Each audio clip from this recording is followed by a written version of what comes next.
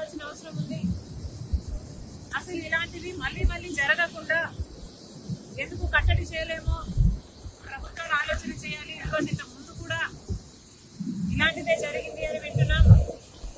ఈసారి అయితే వచ్చిన ఫోర్స్ కి బీమ్స్ కూడా దెబ్బతిన్నాయి.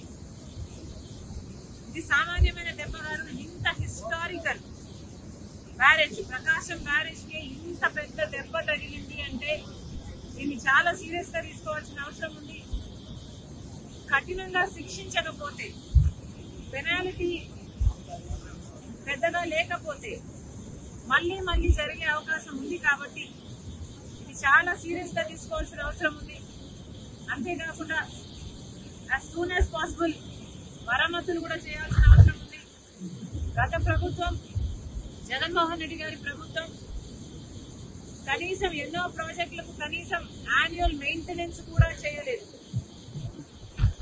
రాజశేఖర రెడ్డి గారు కట్టిన ప్రాజెక్టులకు కూడా కనీసం యాన్యువల్ మెయింటెనెన్స్ కూడా చేయకపోతే చాలా చోట్ల చూసాం మనం. గేట్లు కూడా ఊడి నదులలో తేలడం చూసాం. అలాంటి పరిస్థితులు రాకుండా ఈ ఒక్క బ్యారేజ్కే కాదు, మిగతా ప్రాజెక్టులు అన్ని కూడా రాష్ట్రంలో ఎక్కడెక్కడ ఏమేమి అవసరాలు ఉన్నాయో ముఖ్యమంత్రి దృష్టి పెట్టాల్సిన అవసరం ఉంది. వాటన్నిటినీ కూడా నివారించిన అవసరం ఉంది. మరొకసారి ఇంత వరద, ఇంత ఘోర విపత్తు వస్తుందని ఎవరూ ఊహించలేదు.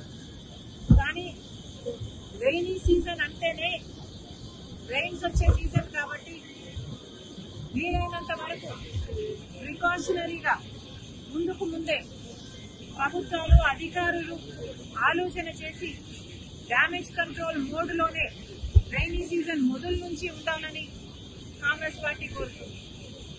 ఈ బ్యారేజ్కి సంబంధించి వెంటనే చర్యలు తీసుకోవాలి. ఎవరు దీనికి అకౌంటబుల్, ఎవరు దీనికి రెస్పాన్సిబుల్ వెంటనే కనుక్కోవాల్సిన అవసరం ఉంది. కఠినంగా శిక్షించాల్సిన అవసరం ఉంది.